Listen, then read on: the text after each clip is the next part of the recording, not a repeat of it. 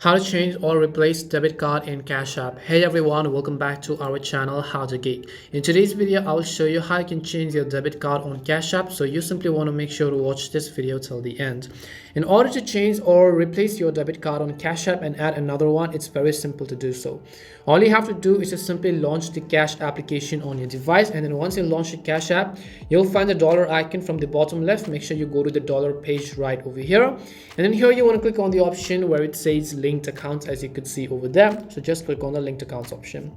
Once you do that, you'll be able to see your current debit card that you might have already added, and if you would like to change it, all you have to do is just tap on that specific current debit card.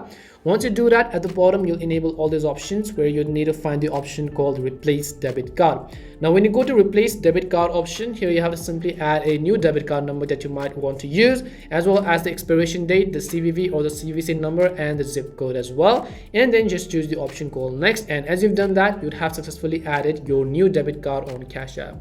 And that's all it takes to change your debit card on Cash App. We hope the video was really helpful, and if it did help you, then make sure to leave a like and subscribe to our channel. And if you've got any more questions, feel free to leave them down. Thank you very much for watching till the end, and see you soon in our next video.